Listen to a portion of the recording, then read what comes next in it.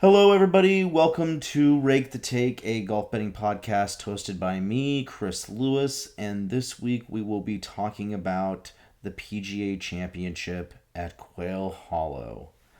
Quail Hollow is a golf course known by many golf fans at this point because it is the yearly host of the Wells Fargo, now Truist Championship. And obviously, the Truist Championship was last week.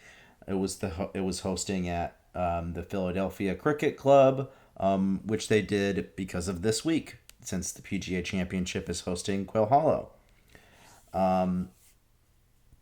Yeah, but it's a course that most of the players know very well. It rewards distance off the tee. It's about 7,400 yards, which marks it as one of the longer courses that they play on the PGA Tour. Because of that, driving is obviously very important. You need to have some good approach play, specifically with the longer irons. That's going to be very important, especially if you're not super long off the tee. We have seen some shorter hitters be able to do really well here historically, but that is the common denominator between all those players that do well, that they're able to really hit the long irons pretty efficiently. But yeah, driving distance is pretty critical as well, as we've seen from guys like Rory McIlroy, who have dominated at this course. But around the greens, it's not as difficult as some of the other courses that they play at major championships. So I think you can kind of get away with some poor chipping or not necessarily being a artist around the greens. And the putting surfaces are a little trickier than you would expect, given that. Which helps kind of even the playing field as well. I don't want to say that putting isn't important. It definitely is a very important skill set this week in terms of determining who will be the champion. But overall, I do think that you can see some players who may not be the best putters do well on these greens, just because of how hard they are. But yeah, that's kind of it really about Quail Hollow. It's not really too complicated of a course to really dissect analytically. It's kind of a boring design, to be honest with you. But yeah, no. Here we are, PGA Championship. Who cares? Let's go. To begin on my card, I got John Rahm. He's back on my betting card this week after kind of a disappointing week at the Masters. But I still view Rahm as a top five player in the world.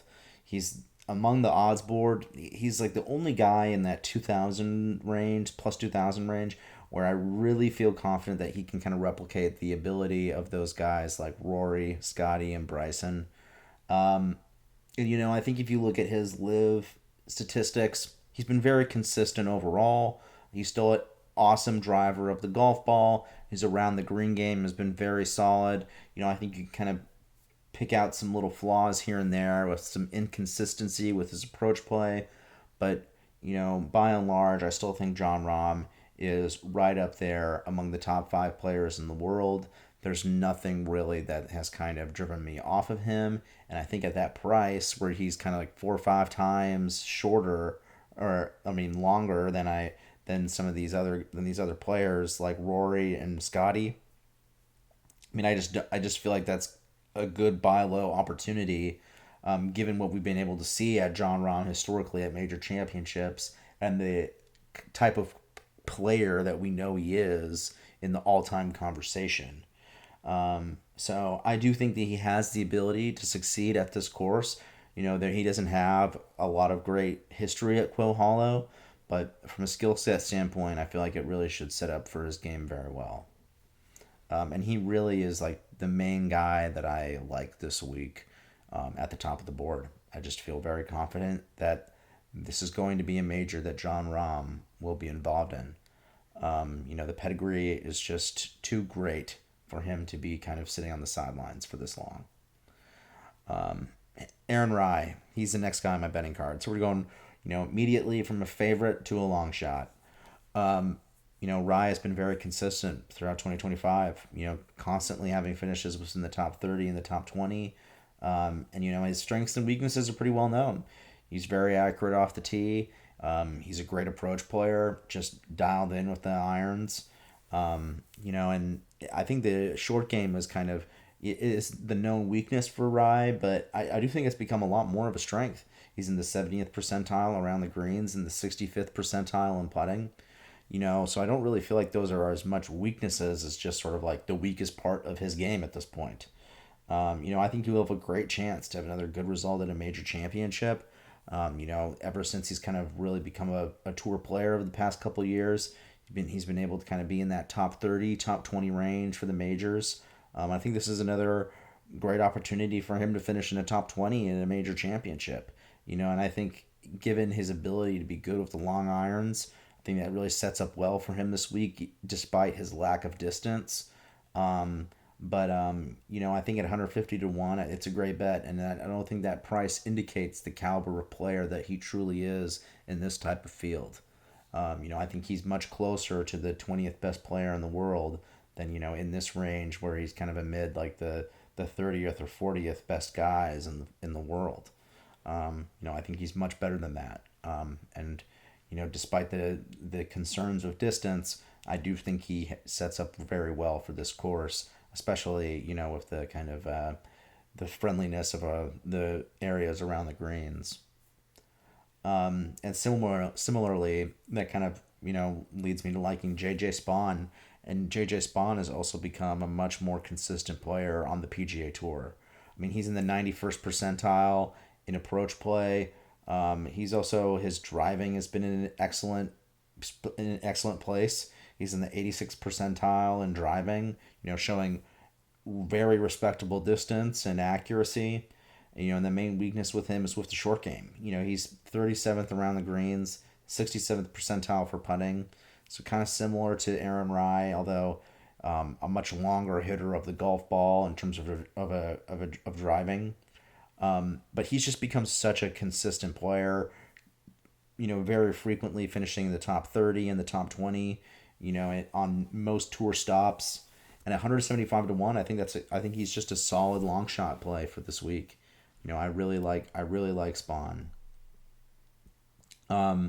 And next I got Rasmus Neergaard-Petersen, and he's been one of the fastest risers on the international circuit of golf over the last 2 years. Ever since graduating college in 2023 at Oklahoma State, he's just been tearing up events on the Challenge Tour and the DP World Tour. He earned his DP World Tour card in less than a year, and he's already virtually locked up his PGA Tour card this season. Coming into this week with 3 top 5s in his last 5 starts, Peterson has a wonderful chance to prove his worth on the grand stage at Quail Hollow.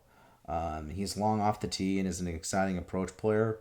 Around the greens, he's a little average and he has some question marks with the putter, but he creates so many scoring opportunities for himself. I just have a hard time believing that he's not going to be in this tournament. At 250 to 1, I think that's an amazing price for a guy that just is one of the more exciting players, young players in the world.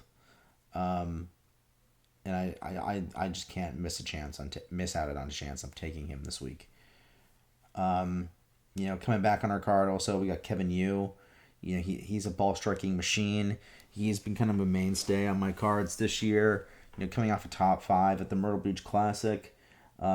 Just become a consistent tour player with his great ball striking.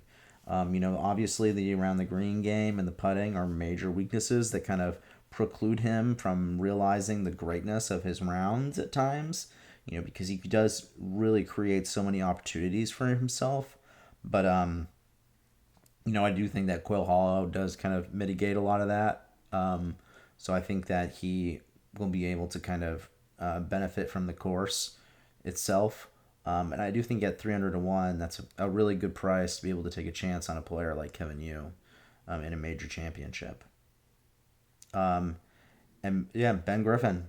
He's the last guy on my card, another 300 to 1 guy. And I just think with Ben Griffin, he's just a tour grinder. He plays so much on the PGA Tour, already playing in 16 events this season, coming off a win just a few weeks ago with Andrew Novak at the Zurich Classic. I think he appears to be in good shape, and he really just has no weaknesses in his game. All of his skill sets are above the 70th percentile on Data Golf. And really where that's kind of highlighted is with his 83rd percentile ranking on approach, He's a great long iron player, and which that's what he's really going to need this week in order to contend at this championship. And I think the big thing about that is that he's at 300 to 1, like I said. So it's like a guy that is, so well rounded and has had a lot of experience over the past couple years contending in tournaments. I don't think this is a kind of event that's really gonna, you know, overwhelm him. I think he's a great player, and he's just way too well rounded to be priced this far back on the betting odds board. So yeah, I mean it's kind of a small, tight card this week for the PGA Championship. But just to review, I got John Rahm, Aaron Rai, JJ Spawn, Rasmus Neergaard-Petersen, Kevin Yu, and Ben Griffin. And also, don't forget the FOMO bets on Cantlay. That's just letting you know that they exist. But yeah, don't bet them. But yeah, those are the other guys though. Thank you so much for listening, and I hope you enjoyed. Thank you so much.